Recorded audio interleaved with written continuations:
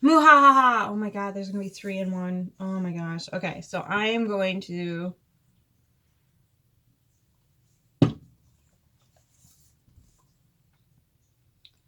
pull from, it's called The Rooted Woman. Ta-da-da-da-da-da-da. So yeah, just so you're aware. And also the whole like have to have a romantic partner thing is a 2D narrative. It really is. And I'm not, oh, I gotta read from that. I'm not bashing it. I understand that. I completely, you want that intimacy, but you can get that in other areas while you wait for your other whatever intended and not in, I don't know. I don't really investigate that much anymore. Whatever you want to call it, to come in. And you have to understand that there's multiple in one. You have more than one twin flame. Yes, you do. You've split more than once. And so has your twin flame that originated. So you have more than one twin flame. You have way more soulmates than just the opposite sex or whatever sex you're attracted to, whatever it is. Okay. There's way more than one. Okay. So if one decides to cut your limb off when you extend yourself, move on. You don't need to give them a second opportunity to do it again. Move on. Okay. But no buts. No buts. No buts. No buts. No lying to yourself. Okay. They cut the limb off. They don't value the connection. Why are you going to birth another connection? Think of it this way. You set up a connection. You've made the connection, right? And the other person comes in and chops it. Right? It's no different than killing an energetic source. An energetic anything for no good reason. Do you see how careless and reckless we are with these things? We're all like, don't kill the babies, but like we're severing sacred connections left and right with each other. We don't give a fuck. Okay, do you understand? So if you're encountering somebody who's like, I don't give a fuck, I'm going to cut your limb off because I have my own trauma that I don't feel like dealing with. So I can show up as a decent human being and a real connection. You really going to waste your time and energy just splicing yourself for the rest of your life? Because now you're doing it to yourself. You just volunteered as tribute to be just totally brutalized by a person who doesn't care that they're brutalizing you. I don't think that's what you're supposed to be doing here. I don't think that's what anybody signed up to do.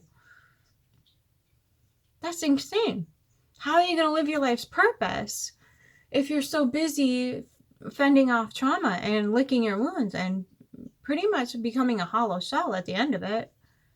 And then you've got to spend all that time and energy getting back to some normalcy only to let another person come in and do it? No. First sign of trouble. Bye, Felicia. Okay. That's all I'm going to say about that. May the rooted woman who were our ancestors and the spirits and stories of the lands they lived in guide us on our heroine's journey. Okay. All right. Trying to try to make this one short and sweet.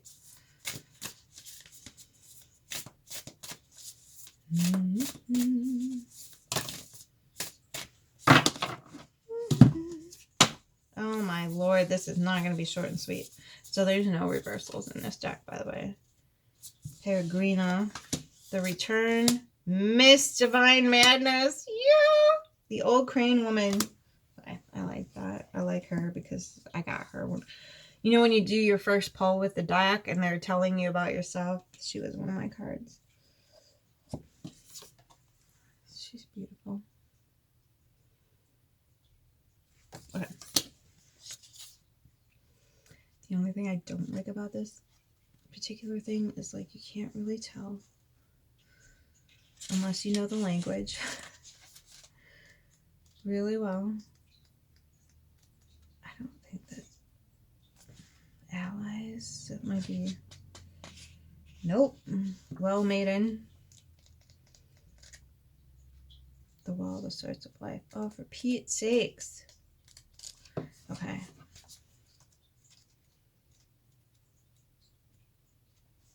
Focus cards. There it is. Okay. Ta-da! This card represents the Peregrina.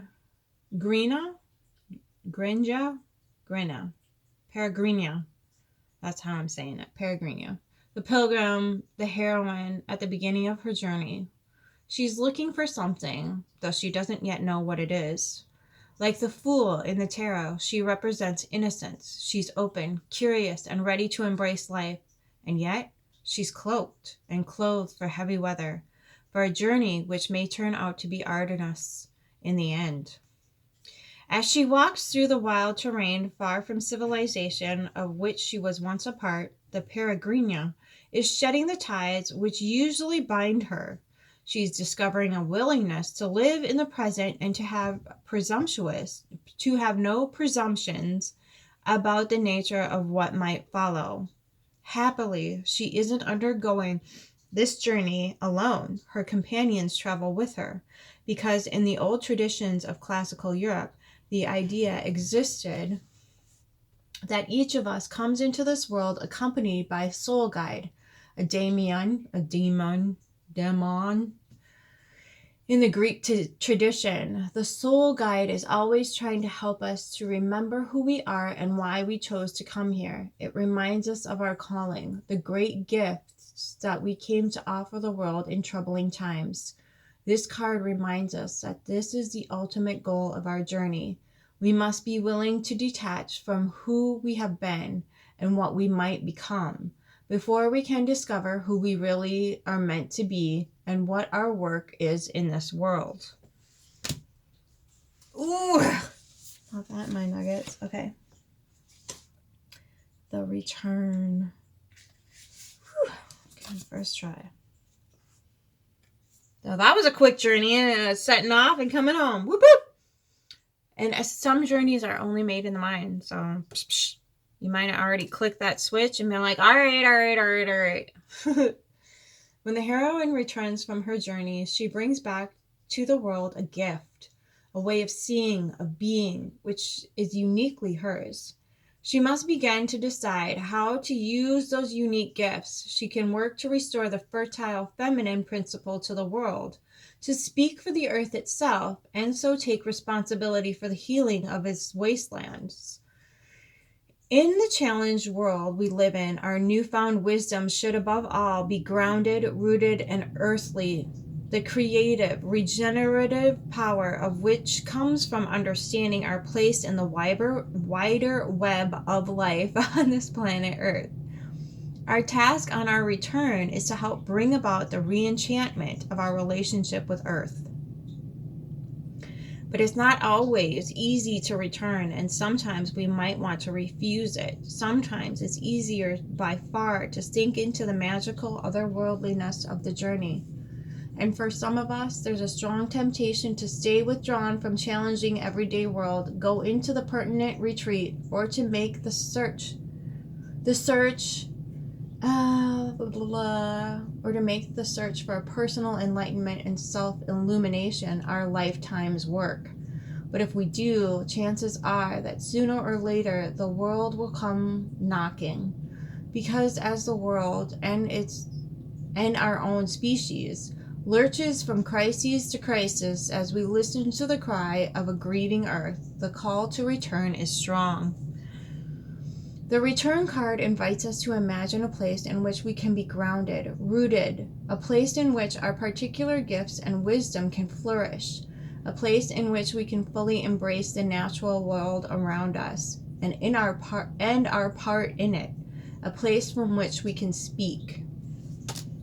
We are all connected to everything in our environment, everything, every last molecule in the air, the earth, the water, the whatever paradigm in our everything's connected. Everything's connected, okay? And you don't get to escape that because you have a white coat standing in front of you with a petri dish. You're still connected to that, okay? So the poisons that we're giving ourselves now are still part of nature, but it's actively killing us, okay? And you sign up for that every time you take a bite. Okay, so understanding that you are part of this process and you are volunteering as tribute to destroy yourself or create a new life continuously. So that's why I was like, I'm not sure if this is the 3D or if this is the 4D, because sometimes people, when they're taking that journey, if you're using drugs or not, some people who take that journey choose to stay on the journey permanently, and we label those people as addicts. Okay, that's gonna trigger some people. La la la la la la la. All right, Miss. I love her. Okay. The old Irish story of Miss, pronounced Mish, tells of a woman driven mad by grief and the horrors of war, grows fur and feathers. She flies away to the hills and the woods, eats wild and raw food, and leaves the intolerable world behind her. Mish, then represents the woman who cannot and will not submit to the brutalities of the world around her. She withdraws from civilization and takes solace in the natural world. In the extremity of some great grief or trauma, the archetypal mad woman or wild woman inside of us might break out. And in such times in our lives, it might be a good thing to allow ourselves to break and run for the simple solitude of the hills, to withdraw from the unendurable everyday, to safely express our rage and lick our bleeding wounds, and allow the natural world to work its healing magic on us. Because this disintegration of our civilized, societalized selves forces us to uncover the depths of our extremity, whatever it is that we believe to be the source of life. Mish is the original wild woman, speaking for us all, for the rage that we cannot express, for the grief which eats our heart out, for the voices we've suppressed out of fear. Ultimately, Mish is healed by love and gentleness, and as a consequence is able to return to the world with a new strength and focus. Ooh, child. Okay, remember, love is the application of your own or someone else's spiritual expansion. Okay. To wild old cream. The guardian of the threshold. Okay, so threshold is definitely a word that keeps knocking me upside the head repeatedly. Okay. In Celtic mythology, cranes are associated with old women. They guard the treasures of the other world and the entrances to otherworldly abodes. Like the heroine, the crane's ability to move between water and land and air makes her a symbol of shape-shifting and magic. She's a powerful and liminal bird who acts as a guide to those who wish to travel through the borderlands. Lilith also can be represented as a crane, a heron, blue heron specifically though. In this course of any journey, we'll arrive at one or more thresholds which separate one place, one world from another. They are transition points into new ways of being. And all such thresholds have their guardians, who ensure that those who approach are equipped for the crossing. The guardian of the threshold isn't necessarily a menacing monster who might bite your head off, but she is not to be messed with either. Her judgment is final. You're either ready for this new adventure or you're not. Old Crane Woman is something of a contradiction, as she has the wildness of a bird, but the steadiness of a wise woman. Her decision about your suitability for the challenges ahead will depend on how you approach her, and the chances are she'll have a test for you, a question or a riddle to solve. But the guardian of the threshold isn't your adversary. If you are ready for the crossing, she is the one who will show you the way. Old Crane Woman, if you ask her nicely and are sure to pay your respects, is your soul guide. In this card, she invites you to step forward to answer her questions about your readiness for the journey ahead, and to reveal to her the essence of who you are. Ooh, child. Okay. Also, what I got in this, so if anybody has watched that beautiful movie called The Boy and the Heron by the Ghibli Studios, I can't pronounce that man's last name, but may he have all the things, because he's beautiful and amazing and precious. But The Boy and the Heron, go watch it. It's so beautiful. But the crane in that movie is that little boy's guide. Oh man, and this is Celtic mythology. Okay, so you got Lilith to go look up. You got The Boy and the Heron to go watch. La la la la la.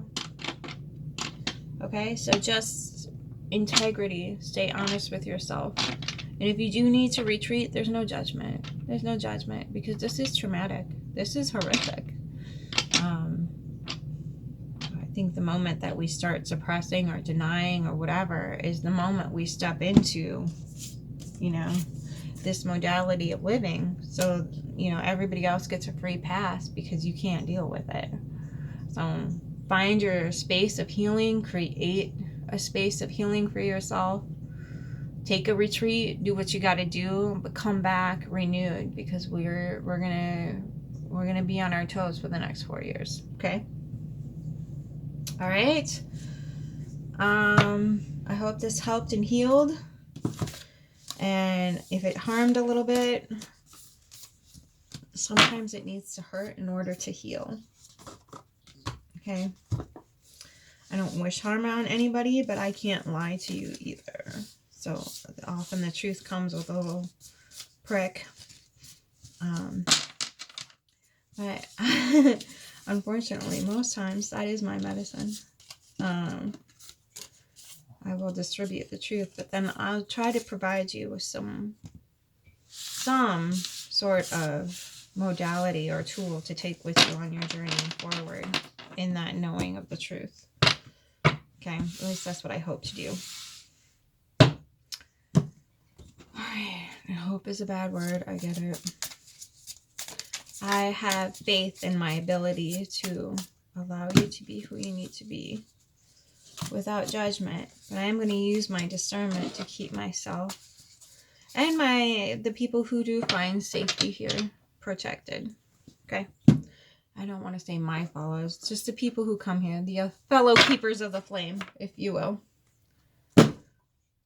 All right.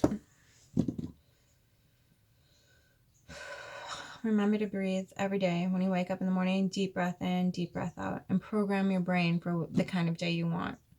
Not the kind of day you had yesterday, the kind of day you want to have today. And everything else that gets in the way, no. Okay? This felt good, even though it wasn't the greatest read. It felt good to get back into it. I feel like I have a little bit more of my footing. And I'll keep going on the sound healing and whatever else. I can't find anything. Like, there's a Halo bet, but they're all commercials of, like, the things that I experienced this weekend. So, I think next week I'll start doing a fork a day. So I'll get you into the sound healing of things. Yeah, that's kind of my goal, is to maybe do a fork a day. And again, YouTube doesn't record in the correct hertz, so it's not going to provide the exact healing that you need. Even the stuff that you find on the internet doesn't do it. So if you can find a few forks that you like, it's worth the investment. Okay, I think that's it. Is that it?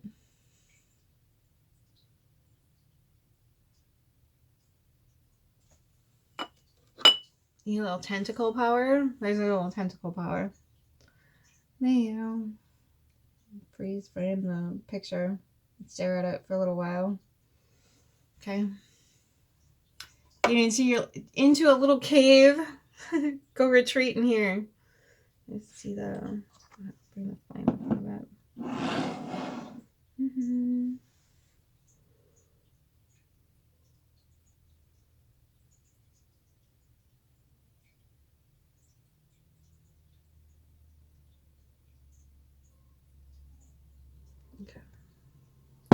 Hopefully you got a shot in there that you liked.